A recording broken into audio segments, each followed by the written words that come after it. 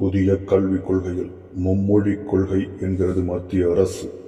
அதாவது தாய்மொழி, ஆங்கிலம், மூன்றாவதாக ஏதேனும் ஒரு இந்திய மொழி.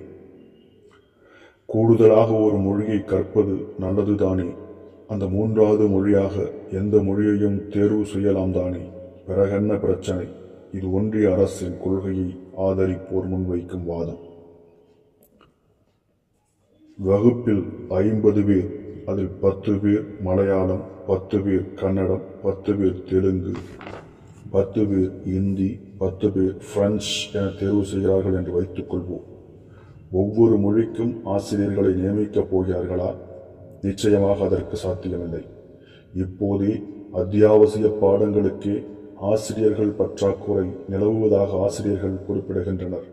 அப்போது ஒவ்வொருவரின் விருப்ப மொழிக்கும் தேவையான ஆசிரியர்களை எங்கிருந்து நியமிப்பார்கள்? 8வது அட்டவணையில் உள்ளவை 22 மொழிகள்.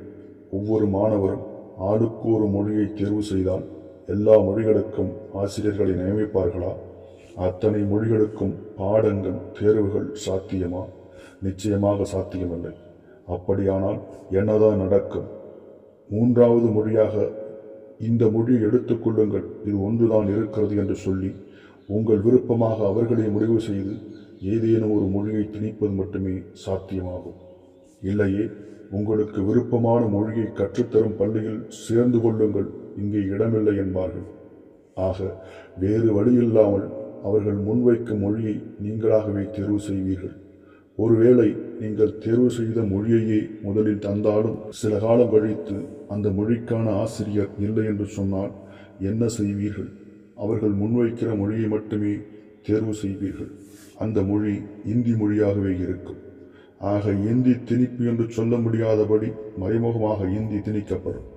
தமிழ்நாட்டில் மும்மொழியின் பெயரால் இந்தி அறிமுகம் செய்யப்படுவது போல வட மாநிலங்களின் மும்மொழிகளில் ஒன்றாக தென்னிந்திய மொழிகளும் அறிமுகம் செய்யப்படும் வாய்ப்பு உண்டல்லவா?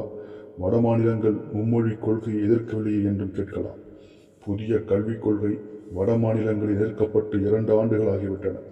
இதுவரை மும்மொழிகளில் எந்தெந்த மொழிகள் இடம்பெற்றுள்ளன என்று யாருக்கும் தெரியாது. இனிமேல் தான் செய்யப் போகிறார்கள் என்றே வைத்துக் கொள்வோம். என்ன செய்வார்கள் தெரியுமா?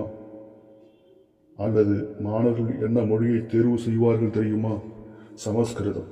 காரணம், இந்தி சமஸ்கிருதம் இரண்டுக்கும் வரி வடிவம், எழுத்து வடிவம் ஒன்றேதான். ஓரிரு எழுத்துக்களில் மட்டும் சற்றே மாறுதல் நிகழலாம். மற்றபடி இந்தி வாசிக்க தெரிந்தவர்கள் சமஸ்கிருதம் எளிதாக வாசிக்க முடியும்.